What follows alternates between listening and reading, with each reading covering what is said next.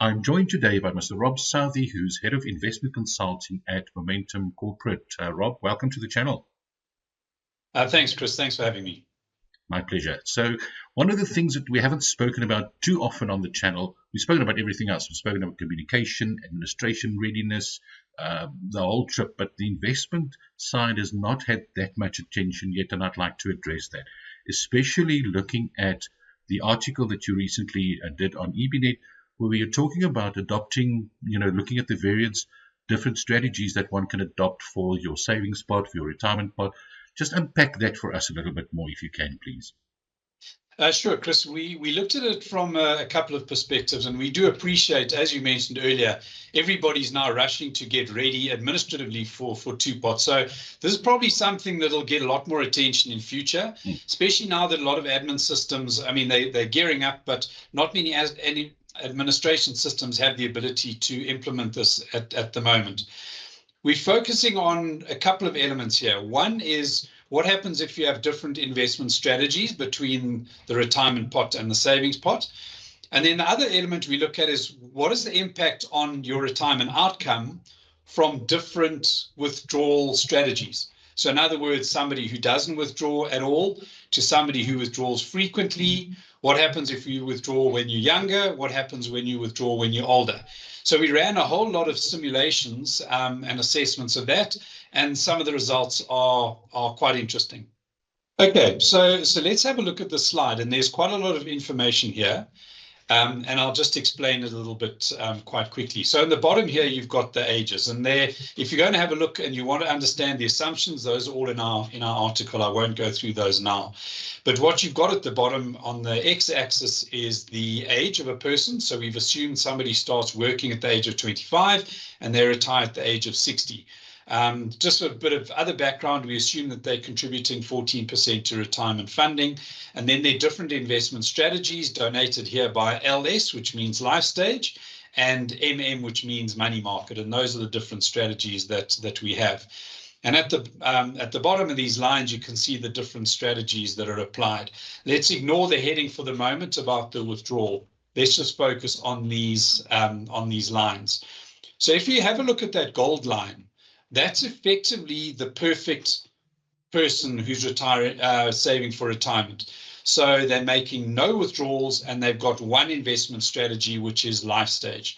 So this is almost, let's just kind of say this is the best case for those assumptions. So you're ending up here with a replacement ratio of about 57 or 57%.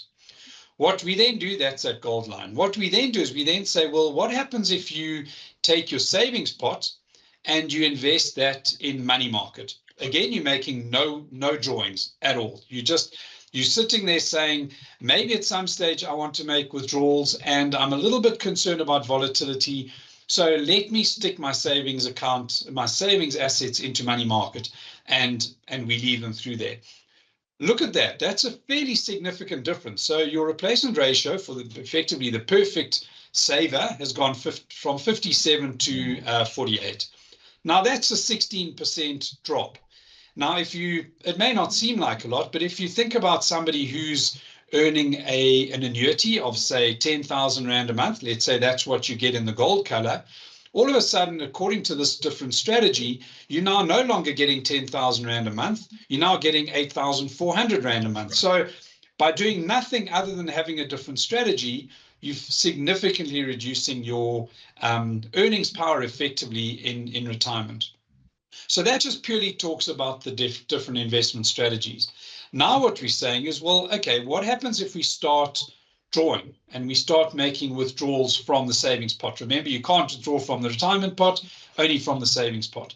And that's where we have this blue line over here, which is LS and drawing. So in other words, you've got one investment strategy, which is life stage for retirement and the savings pot, but now you're making 100,000 Rand withdrawal every 5 years. So let's say you start at the age of 25, now you're withdrawing at 30, 35, 40, 45, etc.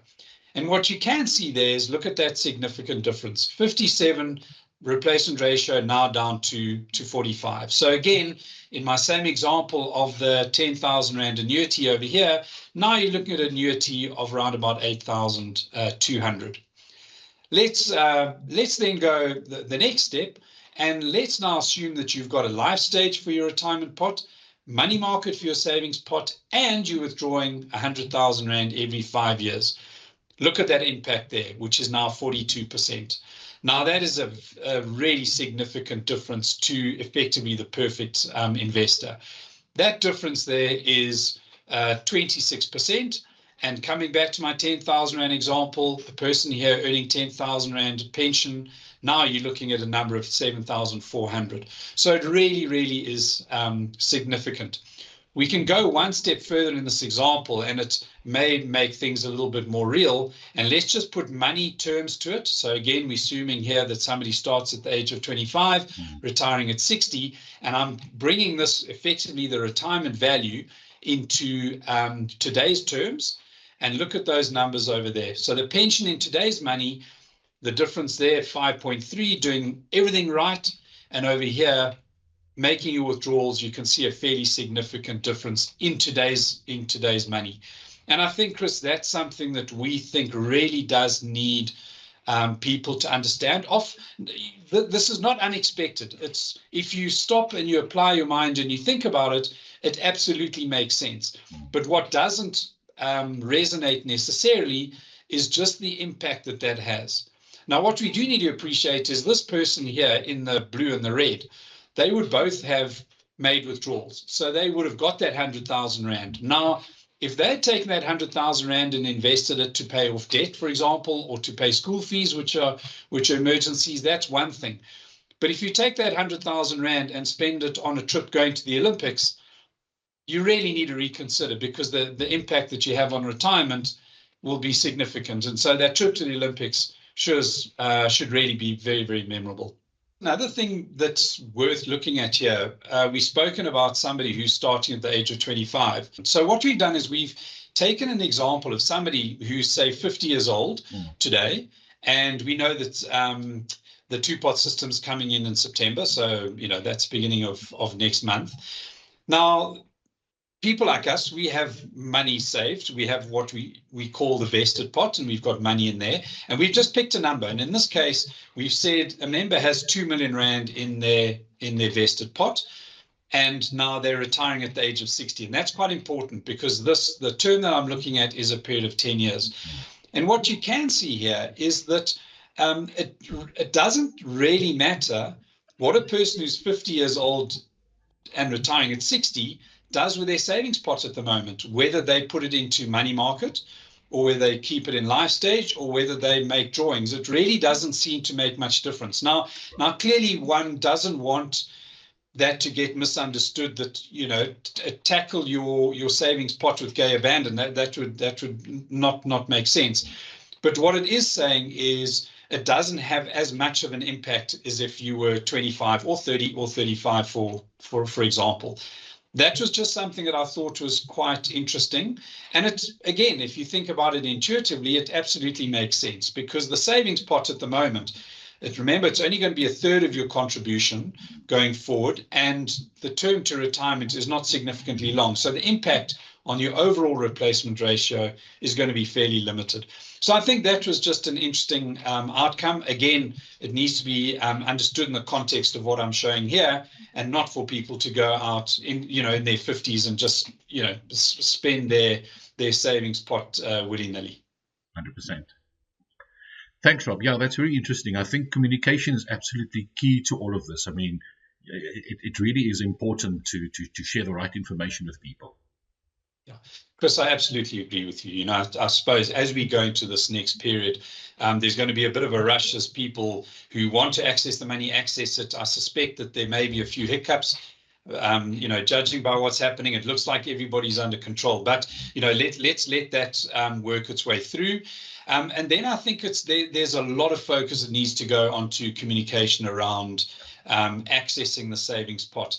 We know that many people will access it because they'll have to. But what we do want to do is we do want them to understand the implications for later on. as humans, we're very good at the here and now, not very good at saving for the long term. And, often we don't want to think about the long term. So I think through time, the communication is going to get much better, and there's going to be much more communication to people around what happens when you do this, what happens when you do that. And I think that's really key. We wanted to start the ball on this to get an understanding for what it means for our members and the impact of different things, so we can start the communication and the education process. So I think you're spot on. The communication is critical. The education is equally critical. So thanks very much for allowing me to share this today. 100%. Rob, thank you very much for your time. I really appreciate the insights, and I think we will perhaps circle back a little bit in maybe not in the next couple of days, but in a month or two's time, once we start seeing the effects and claim patterns and things coming through. So I'm going to certainly push on your button again, and then we can maybe have a follow-up conversation. Thank you very much. Thanks very much, Chris.